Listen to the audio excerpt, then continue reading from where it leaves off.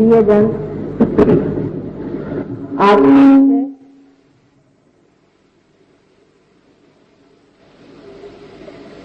सहजयोग एक अभिनव आविष्कार।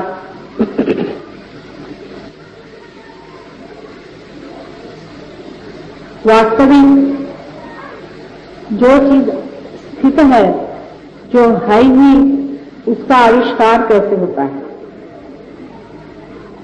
जैसे कि कोलंबस हिंदुस्तान खोजने के लिए चल पड़ा था, तब क्या हिंदुस्तान नहीं था? अगर नहीं होता तो खोज किस चीज की तरह? सहजयोग तो है ही, पहले ही से है, उसका पता सिर्फ अभी लगा है। सहजयोग ये परम तत्व का अपना तरीका है, ये निसर्ग का अपना एक अनूठा तरीका है। यही एक ही मार्ग है जिससे मानव जाति को उत्क्रांति से, इवोल्यूशन से उस आयाम में, उस डायमेंशन में पहुंचाने का एक तरीका है, एक व्यवस्था है, जिससे मानव उस चेतना से परिचित हो जाए, उस चेतना से आत्मसात हो जाए, जिसके सहारे ये सारा संसार, सारी सृष्टि और मानव का हृदय भी चल रहा है।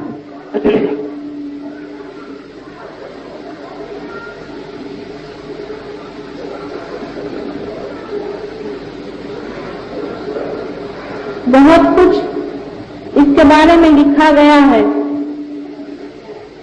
पुरातन कालों से ही खोज होती रही। मनुष्य खोज कुछ रहा ही है हर समय, चाहे वो पैसे में खोज ले, चाहे वो सत्ता में खोज ले, चाहे वो प्रेम में खोज ले, वो किसी न किसी खोज की ओर दौड़ रहा है। लेकिन उस खोज के पीछे में कौन सी प्यास है, वो शायद वो जानता नहीं। उसके पीछे में सिर्फ आनंद की खोज है। आनंद की खोज में वो सोचता है कि बहुत सी बार संपत्ति इकट्ठा कर ले तो उस आनंद में लय हो सकता है। लेकिन ऐसे भी देश अनेक हैं जिन्होंने संपत्ति में बहुत कुछ प्रगति कर ली, बहुत कुछ पा लिया है और अत्यंत दुखी हैं, आनंद से दूर रहा। हजारों लोग वहां आत्महत्याएं कर रहे हैं।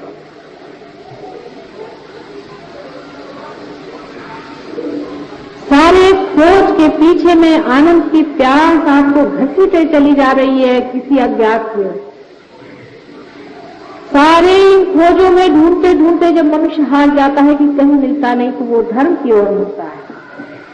और धर्म की ओर भी जब मुड़ता है तब भी वो बाहर ही खोजता है। कारण ये है कि जो वो खुद है, स्वयं है, वो खो चुका है, उससे अपरिचित।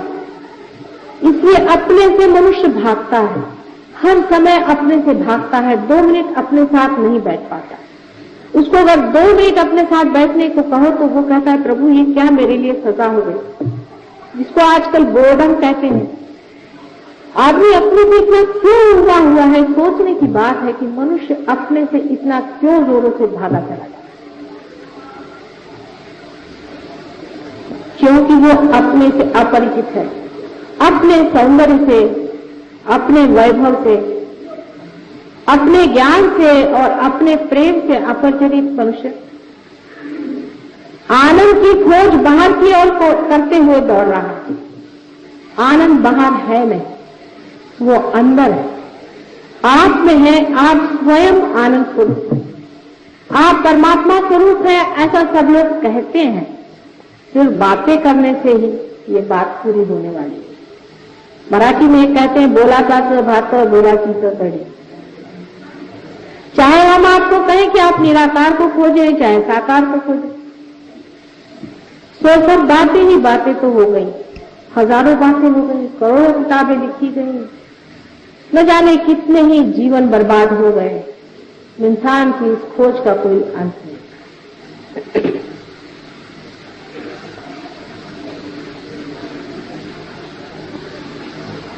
मनुष्य जो कुछ भी सोचता है अपने मन से, वो मन के दायरे में, लिमिटेशन में सोचता है।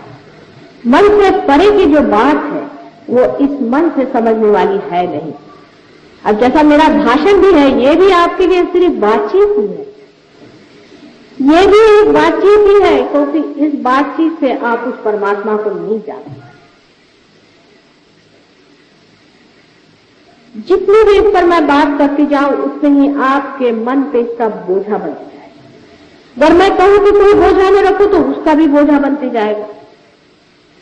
इसी तरह की व्यवस्था परमात्मा ने हमारे अंदर कर दी है कि मन से हम जो भी करेंगे तो बोझिल हो जाए, और उस बोझे के नीचे हम दबे हुए उड़ नहीं सकते वहां पर जहां पर हमें जाना। इसीलिए खोज आज तक अधूरी ही रही है। लेकिन नवनिर्माण की बात मैं आपसे करने वाली हूं, सिर्फ बात ही नहीं, इसका आविष्कार जो कि खोज निकला है। इस क्रांति के मार्ग में ऐसा ही होता रहा है कि कोई प्राणी अति विशेष स्पेशलाइजेशन में या विशेषज्ञ हो गया तो वो डूब जाता है, खत्म हो जाता है। इसी तरह से मनुष्य का भी हुआ जा रहा है कि इतना ज्यादा आपस की जो विरोध और कंपटीशन चल रही है, उससे मनुष्य ने भी अपने दिमाग को इतना ज्यादा विशेषज्ञ कर लिया है कि वो फटा चला जा रहा है उसका दिमाग। और एक अब नया तरह का मानव आने की जरूरत है, जो इस मन से परे उस शक्ति को जान ले, जो इस मन को भी चलाता है और इस हृदय का भी स्पंदन करता है। उस शक्ति को जानने के बारे में कितनी भी बातें आप करिए और कितना ही उस पर प्रयत्न करें, आप वहां नहीं पहुंच सकते। ये बात निसंदेह, ऐसे तो सभी ने यही लिखा है जो मैं कह रही हूं, कोई भी ऐसी विशेष बात तो कह नहीं रही।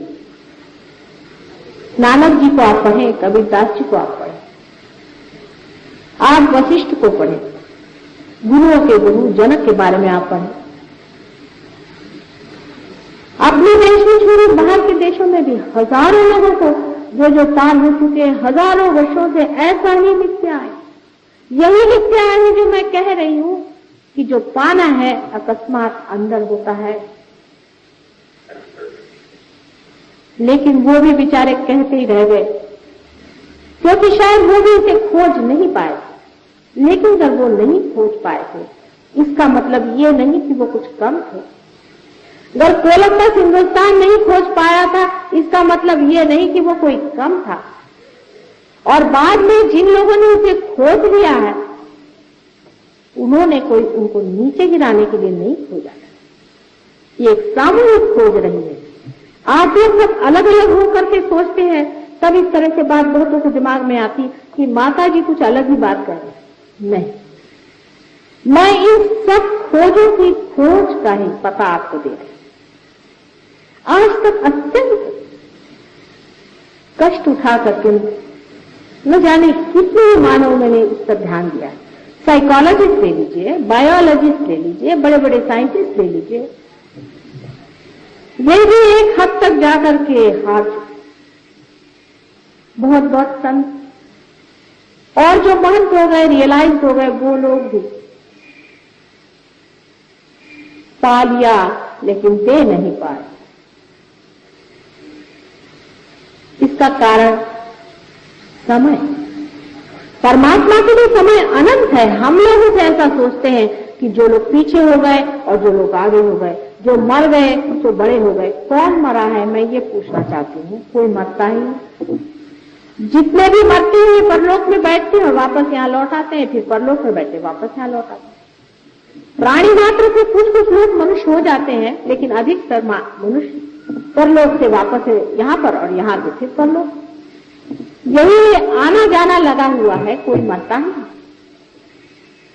तो हो सकता है कि आप में से जो आज यहाँ बैठे हुए लोग हैं, ये भी जन्म जन्मांतर की खोज लिए हुए आज यहाँ पहुंचे हुए हैं और वो पा सकते हैं। और अगर आप पा सकते हैं तो उसमें इतना वाद विवाद क्यों? एक साधारण सी बात जो मुझे बड़ी बचकाना सी लगी, बहुत ही बचकाना सी बात है कि लोग हर एक चीज का राजकारण बना लेते हैं। एक मां खाना खाने को दे रही है, उसका भी राजकारण बनाने से कैसे कार्य बनेगा? ये राजकारण नहीं, ये सत्य है, ये तथ्य है। ये बहुत बड़ी खोज हुई।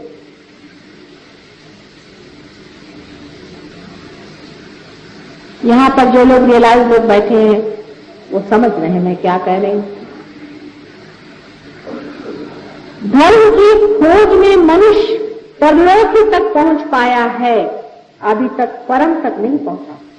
और जो परम में पहुंचे भी थे वो परम को नीचे नहीं ला सके और लोगों के लिए ये बात बहुत सत्य है, क्योंकि जैसे आपके अनेक जन्म हुए, मेरे भी अनेक जन्म हैं और इन सब बड़े बड़े खोजने वाले से मेरा भी बहुत नजदीकी संबंध रहा है।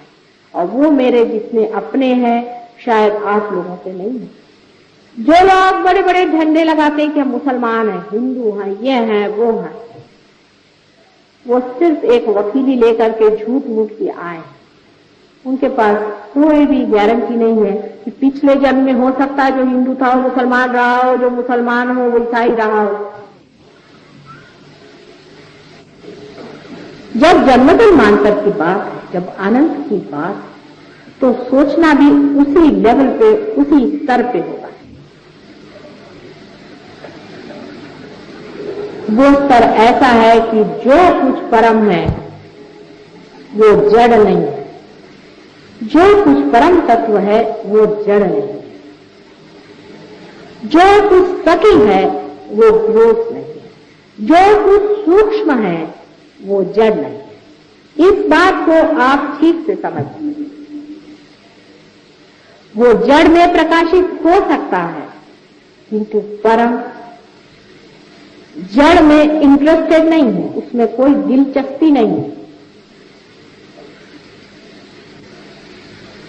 जैसे कि बहुत से लोग मुझे बताते हैं कि एक साधु संत थे, वो परमात्मा से कुछ मांग रहे थे और उनको परमात्मा ने दे दिया होगा, लेकिन परमात्मा ने नहीं दिया, ये मैं बता सकती। परमात्मा को इसमें कोई भी इंटरेस्ट नहीं है कि आपके इतने बच्चे पैदा हो जाए, कि आपको जमीन मिल जाए, आपको घर मिल जाए, आपको दुनिया भर की ऐशो आराम मिल जाए। इसमें परमात्मा को कोई भी इंटरेस्ट नहीं। हमने परमात्मा को समझने में ही गलती कर दी है। परम तत्व को परम ही देने में इंटरेस्ट है, ये बात आप लिख कर रखें। और इस पर भी लोग सब बात करते हैं कि परम तत्व जो है वो कुंडलिनी योग से पाया जाता है, ऐसा भी बहुत लोग लिख करके गए। लेकिन कुंडलिनी योग से सिद्धि पाई जाती है, ऐसी बात कहीं भी लिखी नहीं गई। हाँ, लेकिन जिन्होंने सिद्धियां पाई है वो यही लिखते हैं कि कुंडलिनी से सिद्धियां आनी चाहिए, कभी भी नहीं। कुंडलिनी आपकी मां आपके अंदर बैठी हुई है, आपको पुनर्जन्म देने के लिए। वो आपको सिर्फ पुनर्जन्म देगी, आपको सिद्धियां दे करके परलोक में फेंकने वाली वो मूर्ख मां नहीं। जितनी समझ आपके पास है उससे कहीं अधिक समझदार है वो, कहीं अधिक प्रेममय है। वो आपको गलत जगह में, असत्य में ढकेलने वाली दुष्ट मां नहीं। कुंडलिनी के योग से जब तक परम तत्व की पहचान नहीं होती है तब तक वो कुंडलिनी योग नहीं है, और वही सहज योग है। और इसकी व्यवस्था परमात्मा ने कितनी खूबसूरती से हमारे अंदर की है, वो भी एक समझने की बात है।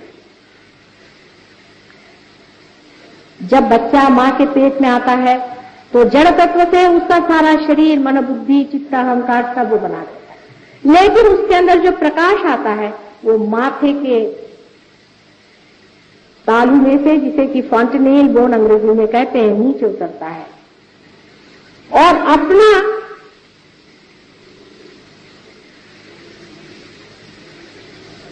ब्रेन, मस्तिष्क, जिसका आकार त्रिकोणाकार एक प्रिज्म के जैसा है, उसमें से यही शक्ति गुजरते वक्त 3 हिस्सों में बट जाती।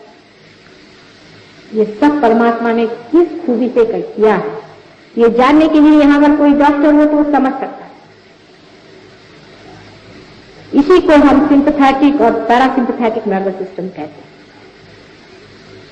हमारे शरीर के अंदर 2 ऐसी शक्तियां विराजमान हैं कि जिसके बारे में हम बहुत कुछ कम जानते हैं और जिसके बारे में हमें पता लगाने में बड़ी दिक्कतें होती हैं, खास करके पैरासिम्पैथेटिक नर्वस सिस्टम। अपने योग शास्त्र में इसे सुषुम्ना और ईड़ा और पिंगला ऐसी 2 सिस्टम्स बताएंगे। ईड़ा और पिंगला ये दोनों ही अपने शरीर में सिंपैथेटिक नर्वस सिस्टम का उद्भव करते हैं, माने उसका जड़ तत्व जो है वो सिंपैथेटिक नर्वस सिस्टम। अब ऐसा समझ लें कि परमात्मा ये पेट्रोल अपने सर में यहां से भर देते हैं और पेट्रोल भरते वक्त वो कुछ ऐसी घटना घटित होती है कि प्रिज्म के अंदर से गुजरने वाले उनके किरण आपस में इस तरह से आ करके और फिर मुड़ जाते हैं, जिसे डिफ्लेक्ट होना कहते हैं, और फिर नीचे जा करके उनकी ईड़ा और पिंगला ऐसी 2 नाड़ियां बनती हैं और जो बराबर बीचों बीच शिखर पे से बीचों बीच उतरने वाले किरण आपकी कुंडलिनी बन करके जो त्रिकोणाकार अस्थि अपने मज्जा तंतुओं के नीचे बना हुआ है उसमें वास करते। इसे एक बात तो जाहिर हो गई कि हमारी कुंडलिनी जो है वो ऐसी जगह बैठी हुई है जिसका संबंध सेक्स से कुछ नहीं। अब आप अगर किताबें पढ़ें तो कुंडलिनी शास्त्र पे आप सब जान जाइएगा कि ऐसा होता है, वैसा होता है, ये है, वो है, लेकिन कुंडलिनी को उठाने वाले जो बहुत कुछ मुझे भी मिले हैं और मैंने भी जाने हैं, वो सब सिंपैथेटिक से आपको ले जाते हैं, सुषुम्ना में उठाते नहीं है। उसकी एक पहचान है, अगर आपके अंदर कोई डॉक्टर हो तो समझ लेगा इस बात को जो मैं कह रही हूं कि पैरासिम्पैथेटिक नर्वस सिस्टम सुषुम्ना नाड़ी है जो कि बीचों बीच है, और उसकी पहचान एक है कि जब कुंडलिनी उठती है तो आंख की पुतलियां बड़ी हो जानी चाहिए। ये तो साधारण बाहर की पहचान है। किसी भी डॉक्टर से आप पूछ लें कि जब पैरासिम्पैथेटिक नर्वस सिस्टम एक्टिवेट होती है तो पुतलियां डायलेट होनी चाहिए। और बाहर भी हम आपको दिखा सकते हैं अगर आपकी नजर खुली हुई हो तो, क्योंकि आज तो हर एक चीज का आपको कोई न कोई प्रूफ ही देना पड़ता है, नहीं तो कुछ समझ में नहीं आती बात है। इसका भी एक प्रूफ है कि अगर आप हमारे किसी इसमें आए या आज ही आपको दिखा देंगे तो कुंडलिनी का स्पंदन भी आप देख सकते हैं कि सबसे पहले त्रिकोणाकार अस्थि पे जोरों में होता है। आप जानते हैं कि त्रिकोणाकार अस्थि पे कभी भी कोई स्पंदन होता नहीं, वो हम दिखा सकते हैं। आप अगर देखें कि त्रिकोणाकार अस्थि में स्पंदन होता है और धीरे धीरे स्पंदन ऊपर की ओर उठता है और उसके साथ साथ बीच बीच में किसी किसी जगह ज्यादा स्पंदन होता है, वही अपने केंद्र। ये आपको दिखाया जा सकता है और उसको आप देख सकते हैं, उसकी प्रचिति है।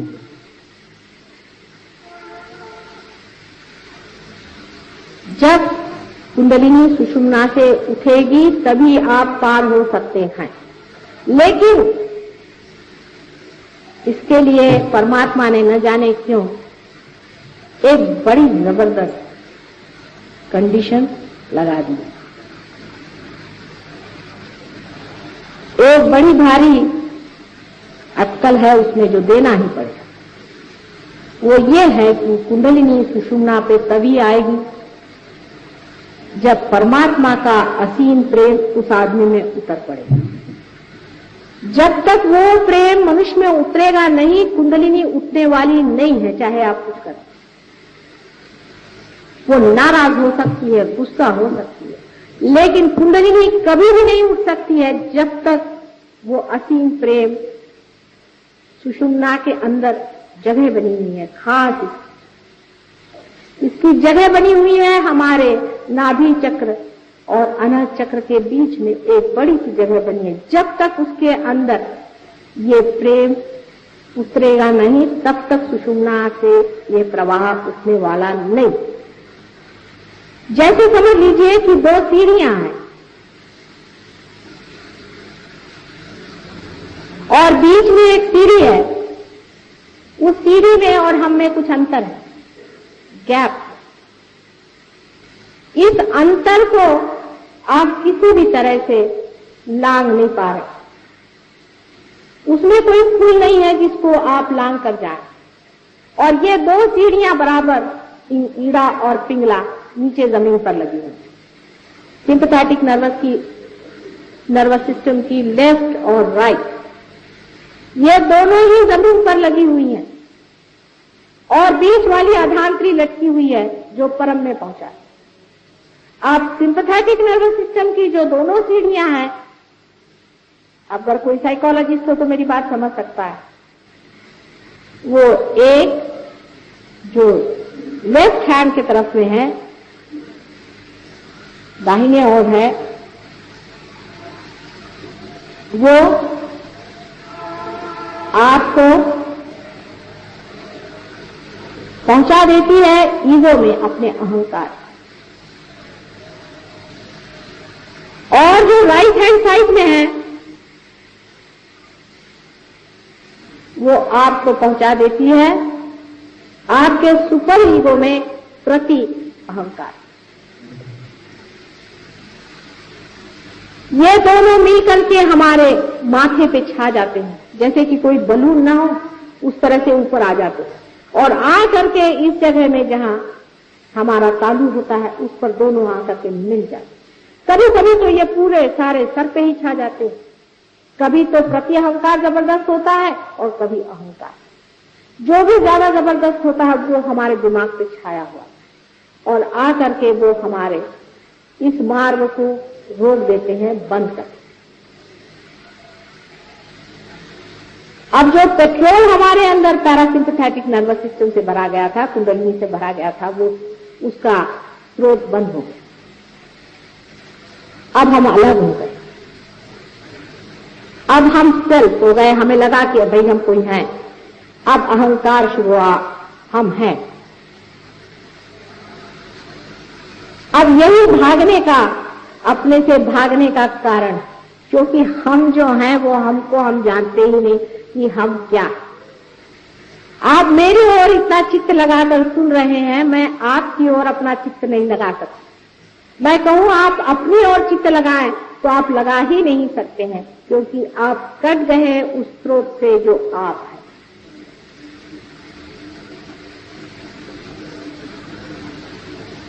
एक जो प्रति अहंकार है, सुपर ईगो है, उस पर बोझे जितने भी हमारी ओर से पड़ते जाते हैं, हर तरह के बोझे, उसको आप कह सकते हैं इस तरह के बोझे जिसमें हम अपने सिखाते हैं कि ये करो, वो करो, ऐसा नहीं करना चाहिए, वैसा नहीं करना चाहिए, ऐसा नहीं करना चाहिए, इधर नहीं जाना चाहिए, वो नहीं खाना चाहिए, इस तरह की चीजें। या ऐसा कहें कि हम बड़े बड़े भाषण देते हैं लोगों को, आपको हिंदुस्तानी बनना चाहिए, आपको जापानी बनना चाहिए, आपको इससे नफरत करनी चाहिए, उससे नफरत करना चाहिए, हम हिंदू हैं, हम मुसलमान हैं, ईसाई हैं, आदि तरह के सब चीजें जिसको कंडीशनिंग कहते हैं, बोझ से ये सुपर ईगो जो है तब। और जो अहंकार है वो ये कहता नहीं हम तो ये हैं, हमें ये करना चाहिए, वो करना चाहिए। जो कहता है नहीं करना चाहिए वो तो सुपर ईगो, और जो कहता है करना चाहिए वो ईगो। असल में हम न तो कुछ नहीं करते हैं, न तो हम कुछ करते हैं। करने वाला तो कोई और ही है, बेकारी में बच खानापन है। करने वाला अपना काम तो करता ही है और करेगा ही, लेकिन यही जड़ता हमारे अंदर दोनों है कि हम उस पेट्रोल को इस्तेमाल करते हैं इन दोनों ईड़ा और पिंगला से, अपने सिंपैथेटिक नर्वस सिस्टम से, उससे हम अपने को कंडीशनिंग कर लेते हैं, बोझे में डाल लेते हैं। बीचों बीच सुषुम्ना नाड़ी। अब बहुत से लोगों ने मुझसे ऐसा भी कहा कि माता जी आप तो इनके विरोध में बोलते हैं, उनके विरोध में बोलते हैं। भाई मैं किसी के विरोध में नहीं बोल रही, लेकिन तुम तो गलत सीढ़ी से चढ़ गए ना, उसे तो उतारना पड़ेगा ही जो बीच की सीढ़ी में तुम्हें चढ़ाना है। इसमें किससे मैं विरोध कर रही हूँ, मेरी समझ में नहीं आता कि इसमें किससे विरोध करके मुझे क्या करना है। मैं तो आपसे बता रही हूँ कि आप गलत सीढ़ी पे चढ़ गए, सभी उतर आइए। मैं तो बड़े बड़े गुरुजनों से मिलने जाती हूँ, उनसे बात करती हूँ कि आप कर क्या रहे, कुछ करने से परमात्मा नहीं मिल सकता, इन लोगों से कुछ करवाए हुए नहीं, ये करने धरने से परमात्मा नहीं मिल सकता। ये आपको मैं क्या बता रही हूँ, आप वशिष्ठ पढ़े या नहीं तो आदि शंकराचार्य को पढ़े जो कि हिस्टोरिकल चीज है, उनको भी पढ़े। उन्होंने भी यही कहा है कि आप परमात्मा को पाने के लिए कुछ कर नहीं सकते, लेकिन अंतर उनमें मुझमें जरा सा थोड़ा सा फर्क है। इतना ही अंतर आता है कि उन्होंने कहा था कि परमात्मा को पाने के अधिकारी बहुत ही कम, इसलिए ठीक है कि कुछ भक्ति में रहें और कुछ अपने ऊपर योग वोग लगाकर अपने मन को अनुशासित करें। लेकिन उन्होंने भी कहा था कि अनुशासित मन, फिर चाहे वो किसी भी तरह का हो, और वैसा भी मन कि जो विषयों के पीछे दौड़ता है और अपने को जिसको इंटेलिजेंस कहते हैं, दोनों ही मन इस कार्य के लिए व्यर्थ है। ऐसा सुंदर मन जो छोटे बच्चों जैसा निष्पाप हो, वही इस परमात्मा को पाने का अधिकारी है, ऐसा उन्होंने साफ साफ कहा। लेकिन कौन पढ़ता है उनको कोई पढ़ता जो नहीं ना। प्रश्न तो यह है कि हम लोग सभी को पढ़ते हैं और उसमें से उनको ज्यादा पढ़ते हैं जिनको धर्म के बारे में कुछ मालूम नहीं, और मालूम भी है तो थोड़ा बहुत मालूम। जो अपने को बहुत हिंदू कहलाते हैं उनको पहले आदि शंकराचार्य को पढ़ना चाहिए। आदि शंकराचार्य ने तो हिंदू धर्म की संस्थापना करी थी, फिर आदि शंकराचार्य को क्यों नहीं पढ़ते? दुनिया भर के लोगों को आप पढ़ते हैं, उनको क्यों नहीं आप पढ़ते और उनको आप जानते थे? इसमें मुझ में जो अंतर है वो इतना ही है कि वो कहते थे कि बहुत ही करोड़ों में एक दो होते, मैं कहती करोड़ों में लाखों तो है ही समझते। ये आशावाद का अंतर नहीं है, ये समय का अंतर है। समय का, कलयुग का समय है ही बड़ा घनघोर युद्ध का समय, अंधकार और प्रकाश का घनघोर युद्ध बच चल रहा है। आपको पता नहीं क्योंकि आप सिर्फ अभी मुझे ही देख रहे हैं, अपने से परे आप किसी को देख नहीं पा रहे हैं, लेकिन जो लोग रियलाइज हैं वो जानते हैं कि कैसा कैसा चंग बांधा गया। आज पूर्णिमा का रोज है, आज दोनों का दिन है। नेगेटिव और पॉजिटिव फोर्सेस दोनों अपना जोर बांध रहे हैं। सिंपैथेटिक और पैरासिम्पैथेटिक का पूरा जोर है। सिंपैथेटिक पैरासिम्पैथेटिक को चूसे चली जा रही है, और सिंपैथेटिक कितना भी चूस ले, अगर पैरासिम्पैथेटिक उस अनंत से एकाकार हो जाएगी तो उसमें वो भरता ही रहेगा। कितना भी आप पेट्रोल खर्चा करें, अगर वो पेट्रोल पंप ही में लगा हुआ है तो फिर क्या डरने की? ये सारे सिंपैथेटिक का प्रश्न। सिंपैथेटिक की जो एक्टिव कॉन्शियसनेस की साइड है, जहां से आप सारा काम करते हैं, जिसे एनर्जी इस्तेमाल करते हैं, वो अगर अति इस्तेमाल हो तो कैंसर जैसा रोग हो जाता है। और जिस तरफ में सुपर ईगो होता है वो ज्यादा इस्तेमाल हो तो पागलपन आ जाता है। हम किसी को ठीक ठाक नहीं करते हैं। यह भी कहना कि हम बीमारियां ठीक करते हैं एक तरह से गलत ही बात, क्योंकि वो तो पैरासिम्पैथेटिक नर्वस सिस्टम जो कि इन दोनों भी सिस्टम को ठंडा कर देती है, अपने आप ही मनुष्य जो है वो ठीक हो जाता है। अगर कोई पागलपन होगा तो वो भी ठीक हो जाएगा, और अगर कोई आपके अंदर में ओवर एक्टिविटी से कैंसर जैसा रोग होगा वो भी ठीक है। कैंसर का इलाज सिर्फ सहज योग, और कोई उसका इलाज संसार में नहीं है, ये बात सिद्ध हो जाएगी। हम जानते हैं कि थोड़े दिन में बिल्कुल ये बात सिद्ध हो जाएगी। और हमने बहुतों का इलाज भी जो किया है कैंसर का, वो भी लोग यहाँ बैठे हुए हैं, वो भी बता सकते। तो भी एक बात पहले और शुरू से ही कह रही हूं कि चित्त हमारा कहाँ है? चित्त क्या उस कैंसर पे है जो इस शरीर को जर्जर किए हुए है, जो कि जड़ है। हमारा चित्त अगर चैतन्य पे है तो चैतन्य की बात सोचनी चाहिए। जब तक हम अपना चित्त चैतन्य की ओर नहीं रखेंगे तो जड़ भी हमें सताएगी।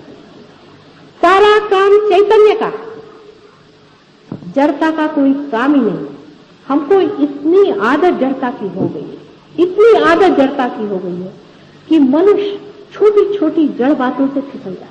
छोटी छोटी जड़ बात, जैसे मैं आपसे कहूं, एक भी हमारे पास आती थी, उनको रियलाइजेशन हो गया और वो काफी अच्छे से देने वगैरह लगे। लेकिन रियलाइजेशन का मतलब भी ये तो नहीं कि आप वयस्क हो गए, आपका पुनर्जन्म हो गया, आप दूसरे बच्चे हो गए।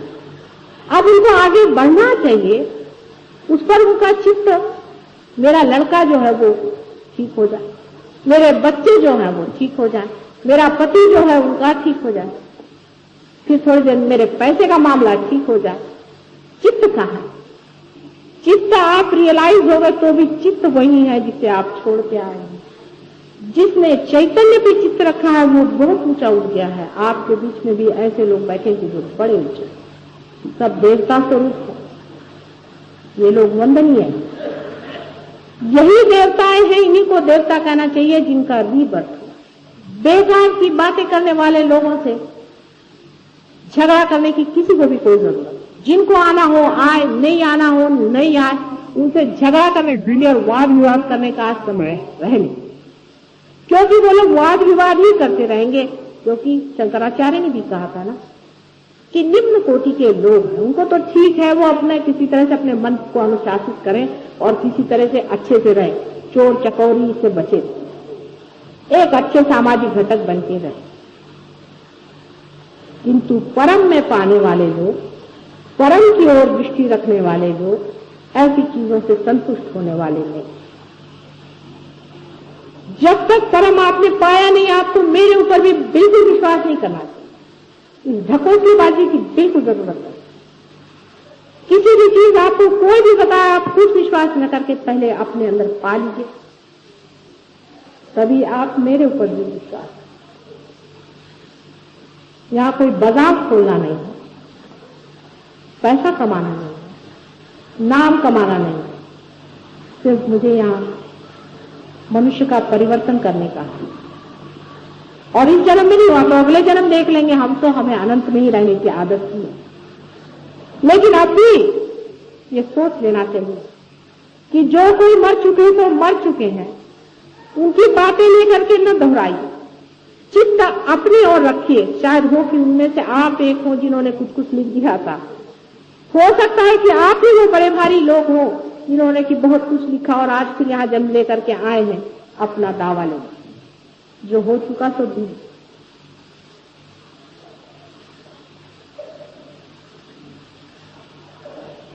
सहज योग में जो साधक होता है उसे कुछ भी नहीं करना।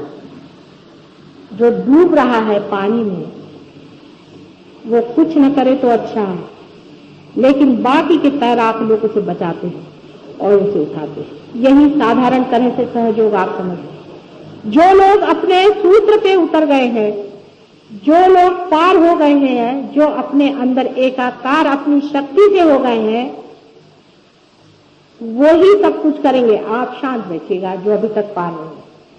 आपके सूत्र में आकर वो आपको प्यार देंगे, आपके सूत्र पे आकर वो आपके चक्रों को ठीक करेंगे, क्योंकि आप अभी अपने चक्रों को जानते ही नहीं।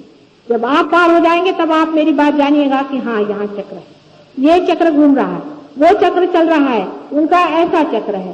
तभी आपको कलेक्टिव कॉन्शियसनेस जिसे कहते हैं, सामूहिक चेतना, उसका आभास। पहले ही से नहीं करने लोगों का ये स्थान नहीं है और नहीं उनके लिए यहाँ पर कोई व्यवस्था की जाए। ऐसे लोग जो कि आप हैं, चाहे वो कितने भी कंडीशन हो, लेकिन जो सच्चाई चाहते हैं और जो चाहते हैं कि हमारे अंदर परिवर्तन हो जाए, वो सर आंखों पर हमारे, और मुझे पूर्ण विश्वास है कि इस जन्म में ही उनको मिलेगा, चाहे उनकी कैसी भी कंडीशनिंग हो गई हो, चाहे उनके कुंडलिनी साथ कैसा भी खिलवाड़ हो। खिलवाड़ बहुत हो चुके हैं। पर मैं कहती हूँ कि किसी की कुंडलिनी की खराबी आ गई है, उसमें लोग मुझे कहते आप विरोध कर रहे हैं। भाई पागलपन की बात है। मुझे एक माँ है, अगर बच्चे की कोई चीज बिगाड़ देखती है पर उससे वो बताती तो किसी का विरोध नहीं करे। तुम्हारी अबोधिता में, तुम्हारे सादगी में अगर तुम्हारा कुछ बिगाड़ हो जाए तो उसको हम ठीक करने के लिए बैठे होंगे, लेकिन पहले ही से इस तरह की बात सोच लेना, ये कौन सी आर्तता है, ये कौन सी मांग है। गुरु का आज गुरु पूर्णिमा का आज दिवस है और सहयोग का पूर्ण वर्णन विशद रूप से करना किसी छोटी समय में संभव नहीं।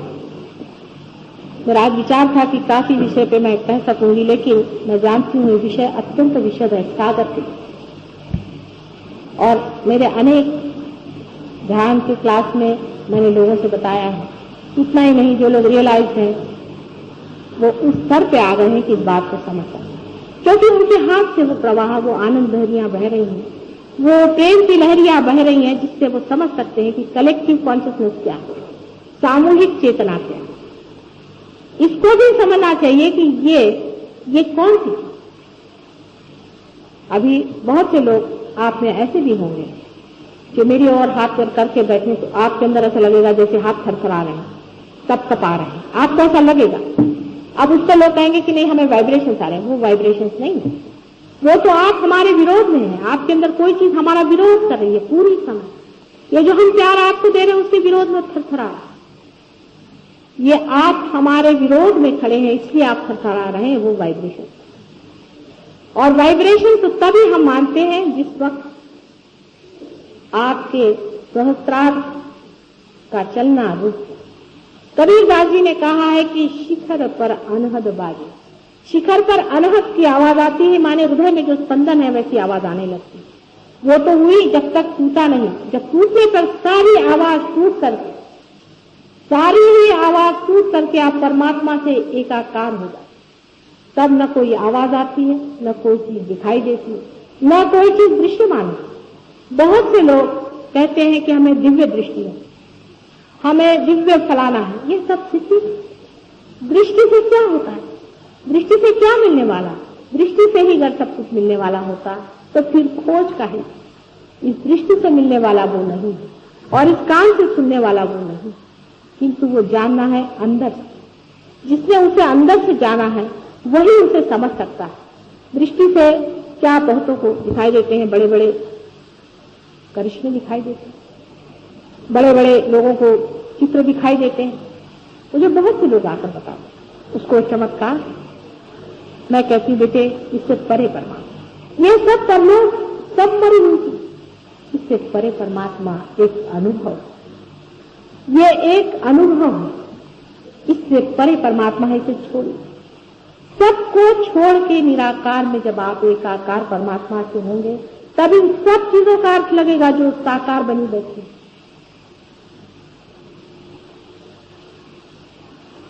इस आनंद लहरी से लोगों ने बहुतों को ठीक भी किया, बीमारियां ठीक हुई। लेकिन सबसे बड़ी जो चीज हुई है जिसका मुझे बहुत आनंद है कि 10 आदमी पार भी हो गए, सब ने मिलकर सामूहिक किया, पार हो गए।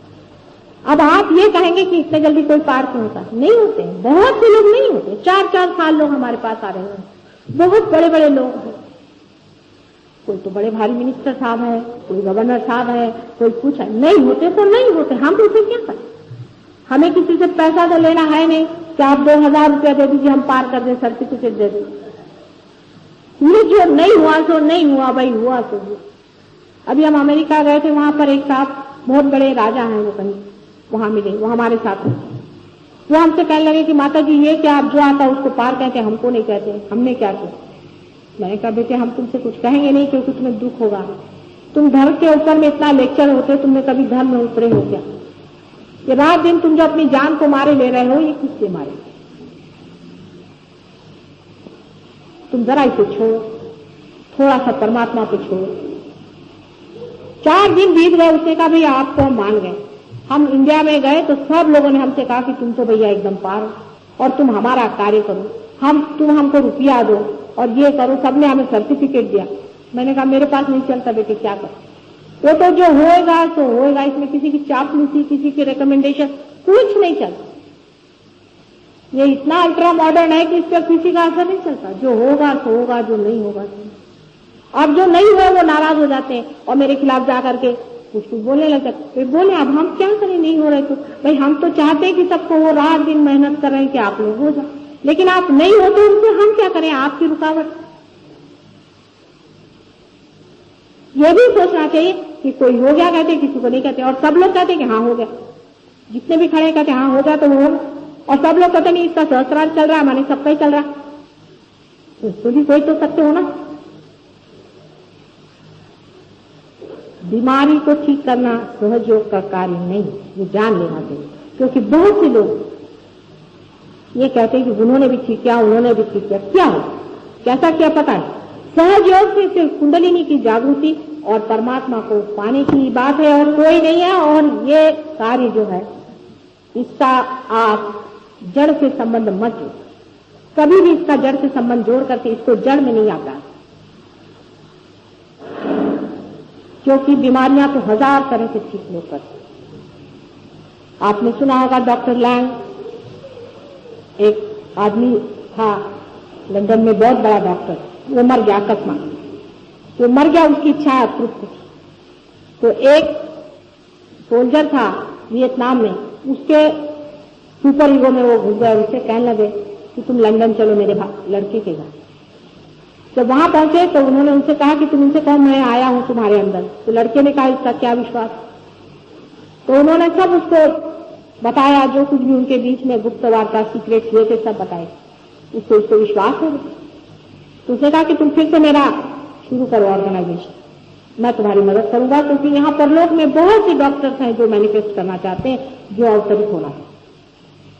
उनका बड़ा भारी इंटरनेशनल ऑर्गेनाइजेशन है, पर वो सच्चे लोग हैं, कहते हैं कि ये हम लोग स्पिरिट से काम करते हैं। झूठे नहीं, उसको भगवान का नाम नहीं देते, वो कहते हैं स्पिरिट करता है। और उन लोगों का ऐसा है कि उनको अगर आप चिट्ठी लिख दीजिए तो वो आपको लिख के भेजते हैं कि 10 बजे इतने टाइम पर आपके पास आकर कोई आदमी कुछ कर जाएगा, आप आराम से देखते हैं। और बराबर उसी वक्त आपको कुछ लगता है कि कुछ हुआ अपने अंदर में और आप ठीक भी हो जाए। बहुत से लोग ठीक भी हुए, लेकिन तो भी रोग ठीक करने से सिर्फ शरीर ने ठीक किया है, उसे परम तत्व तो किसी ने पाया नहीं, परम तत्व मिला नहीं। ये शरीर यहाँ छूट जाएगा और फिर वहां जाकर फिर यहीं आएगा। और जिन पर वो ऐसे प्रयोग कर रहे हैं वो ये भी नहीं जानते, वो भी अबोध है, वो भी उनका बचकाना पर। वो जानते नहीं है कि जिन स्पिरिट्स को वो आज इस्तेमाल कर रहे हैं कल वही उलट के हमारे ऊपर आएंगे। मैं सोचती हूँ डॉक्टर लैंग जरूर थोड़ा सा जानते थे, नहीं तो वो अपने लड़के के अंदर क्यों नहीं घुसे, वो इस सोल्जर के अंदर जाकर क्यों नहीं। और स्पिरिट का देह जो होता है उस पर ये जड़ नहीं होता, इसलिए वो बहुत कुछ देख सकता है बनिस्बत हमारे, जिसको कि आप ESP कहते हैं, जिसे को आप पैरासाइकोलॉजी कहते हैं, जिसे कि आप पेंटिकॉस्टल्स का वो जो आत्मा का आशीर्वाद कहते हैं, जो कूदना होता है, जो चीखना होता है, चिल्लाना होता है, मेस्मरिज्म होता है, सारा स्पिरिट का काम। उसमें से कुछ स्पिरिट अच्छे भी होते हैं और कुछ स्पिरिट बहुत दुष्ट। जैसे हम हैं वैसे स्पिरिट भी हैं, कुछ तो राक्षस भी होते हैं, महादुष्ट होते हैं। आप उन्हें आज देख नहीं रहे, हो सके तो मैं आपको बाद में दिखा भी सकूंगी, जैसे आज कुंडलिनी दिखा रही, ऐसा समय आ जाए तो मैं आपको वो भी दिखा दूंगी। लेकिन है, उनका वास्तव आप देख सकते हैं, उनका असर आप देख सकते हो। और हर एक रिलीजन में उनके बारे में लिखा है। हिंदुओं में सुरासुरों की बात लिखी, जो है तो है। जब आप पॉजिटिव की बात करेंगे तो नेगेटिव आपको दिखाने पड़ेगा कि ये नेगेटिव है, पॉजिटिव है। जो धर्म और अधर्म की बात नहीं कर सकता है वो हवाई बात। सिर्फ धर्म की बात करने से कैसे होगा? धर्म भी है और अधर्म भी है, उसकी पूरी सारी देखा है। जो धर्म है अधर्म नहीं हो सकता और अधर्म है वो धर्म नहीं हो सकता। इसका कंफ्यूजन कलयुग की वजह से कर दिया। लेकिन ऐसी बात नहीं है, जो नेगेटिव है वो नेगेटिव है, जो पॉजिटिव है वो पॉजिटिव। जो नेगेटिव चीज है उसको समझ लेना चाहिए। नेगेटिव का मतलब है मरी, डेड, सिंपैथेटिक में बैठी, निबिड़ों से गई हुई, वो है। और उस नेगेटिव का असर बहुत ज्यादा उस जगह होता है जहां पर मनुष्य जड़ होता है। जैसे बंबई शहर, हम लोग बहुत जड़ है बंबई शहर। रात दिन पैसों की ठनका, इलेक्शन के झंडे, इन सब चीजों में इतना चित्त उलझा रहता है। रात दिन ये सब पढ़ के और सुन के मनुष्य का चित्त ही नहीं जाता है वहां पर। इंक्वायरी ही नहीं है, खोज ही नहीं है कि अरे हम क्यों जी रहे।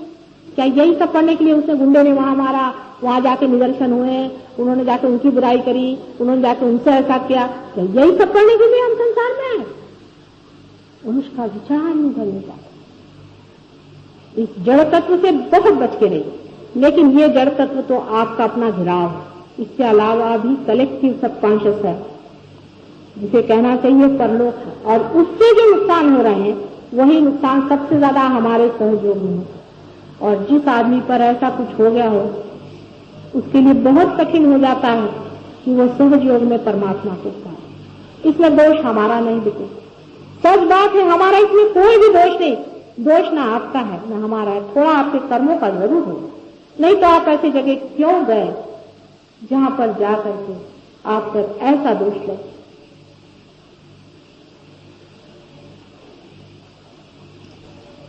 पूरी सतर्कता में स्वयं स्फूर्त अपने आप होने वाला जीवन का विकास, यही सहजीव।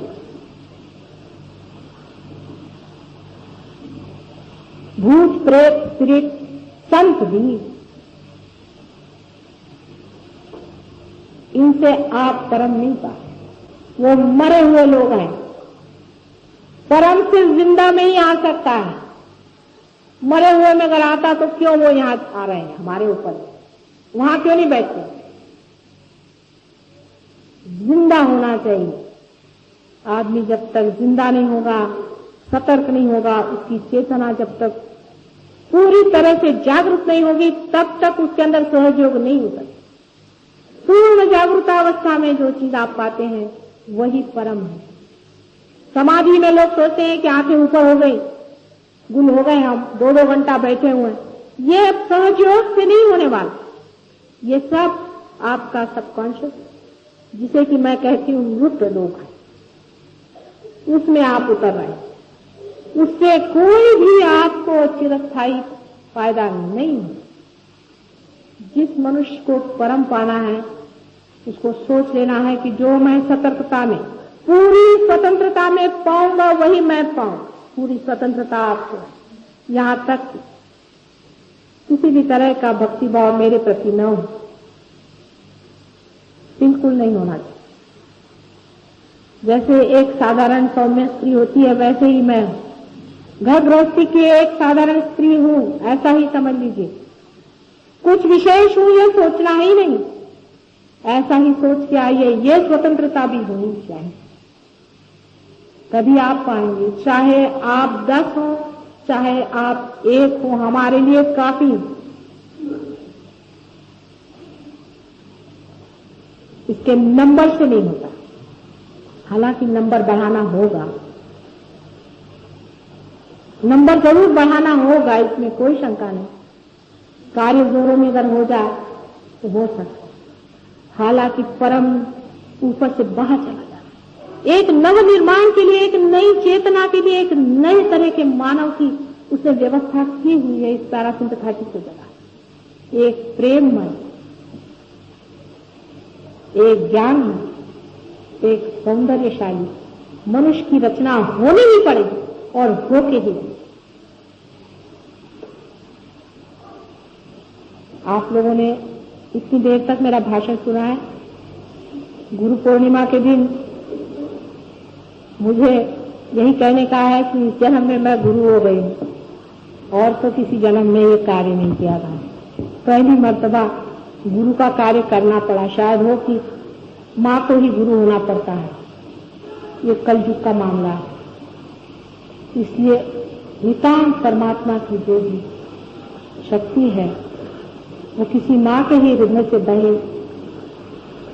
उसी की करुणा और उसी के प्रेम में कुंडलिनी को संजोया जाए और उसे उस शिखर तक पहुंचा दिया जाए जहां पर कि वो अपने गौरव में, अपने आनंद में और अपनी शान में विराजित हो। ये शायद हमारे ही भाग्य में, इसीलिए इस जन्म में ये गुरु का स्थान स्वीकृत हुआ है।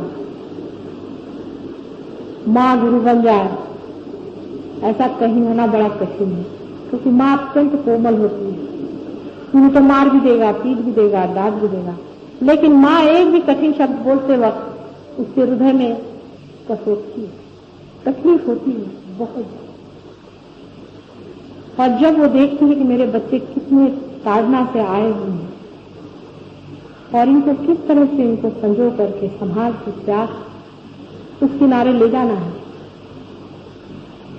तब उसकी जिम्मेदारी भी इतनी बढ़ जाती है, उसका सारा व्यक्तित्व दूसरा हो जाता है। लेकिन आदिकाल से ही लोग कहते आए हैं कि माँ से बढ़ के गुरु कोई नहीं है। गुरु उसी को मानिए जो आपसे बड़ा है, बड़ा हो जो आपसे बड़ा परमात्मा है।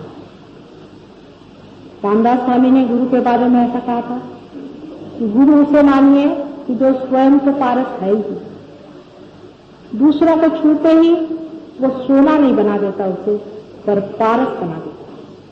जैसा खुद है वैसा ही दूसरों को बना देता। और इसीलिए ये माँ स्वरूप चीज। माँ बच्चों में जीती है, बच्चों के गौरव में गौरव पाती। इसलिए इस जन्म में शायद परमात्मा की यही इच्छा रही कि ये प्रेम और ये ज्ञान एक माँ के अंदर से आपको मिले। अभी हम लोग ध्यान में जाएंगे, इसके बाद में आप लोग आत्मता से इसमें बैठे, अपने विचार, अपने विरोध इनको छोड़ दें थोड़ी देर के लिए, इसलिए कि आपको अपना मंगल और कल्याण कर, अपने साथ अच्छाई कर, अपने साथ बुराई न, किसी भी एक चीज को पकड़े बैठे हुए हो उसे छोड़ दो थोड़ी देर से। हमें आपसे कुछ लेना देना नहीं और आपकी स्वतंत्रता हमें छीननी है, किसी भी तरह, किसी भी कीमत पे मैं आपकी स्वतंत्रता से छीनना नहीं। जैसे लोग पागल जैसे किसी पीछे दौड़ते हैं, हजारों रुपया उन पर दे देते हैं, चीजों दे देते हैं। अरे चीजें लेते किस लिए? गुरु हो जो आपसे कुछ नहीं ले सकते। गुरु को आप क्या देंगे? आप मुझे कुछ नहीं दे सकते, आप मुझे वाइब्रेशन भी नहीं दे सकते। आपको आश्चर्य होगा, आप मुझे वाइब्रेशन नहीं दे सकते। एक दिन मेरे पैर में चोट लगी तो एक डॉक्टर थी, वो कल माता जी मैं आपको वाइब्रेशन देने का दो तो सही। जो वो वाइब्रेशन देने लगे, जहां से चोट लगी वहां से इतने जोर से उनको वाइब्रेशन आए कि वो तो ध्यान में चली गई। माता जी कहने तो जगह में वाइब्रेशन आ रहा है और मेरी जो चोट थी वो एकदम हल्की है। गुरु वो हो जो आपसे कुछ भी न ले सके, जो शिखर पे बैठा हुआ है वो नीचे की ओर बहेगा, उसकी ओर कोई नहीं कुछ नहीं दे। असंभव की बात। अगर मैं किसी से कहती बेटे मुझे मत दो, इसलिए क्योंकि वो ढकोसला है, आप मुझे कुछ भी नहीं दे, उल्टे आप कुछ मांगते हैं मुझसे,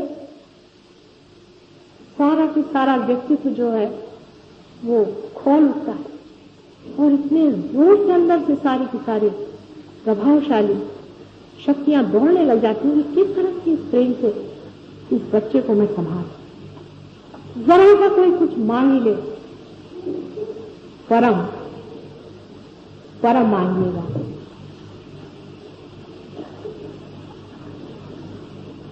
आज के गुरु पूर्णिमा के दिन मेरा आपको सबको बहुत बहुत आशीर्वाद और जितने रियलाइज लोग हैं उनको विशेष रूप से, और उनको यही विनती है कि जैसे आपने पाया है दूसरों को देने का पूरा प्रयत्न, उनको भी इस ओर लाने का प्रयत्न हो सकता है। वो लोग आपसे नाराज हो जाए, गुस्से हो जाए, मारेंगे, पीछे, ये कुछ भी नहीं है, इससे कहीं अधिक हमने सहा होगा, इसलिए कुछ भी नहीं, वाद विवाद करेंगे, आपको नहीं मानेंगे, कोई हर्ष नहीं, छोड़ दीजिए। जो आपको मानते हैं उन्हीं पर ही अनुग्रह करना, यही कुछ रंग देना है, यही आप दे सकते कि मेरा प्यार संसार में सब जगह पहुंचे और घर घर बीत जाए। बहुत बहुत आप सबका धन्यवाद।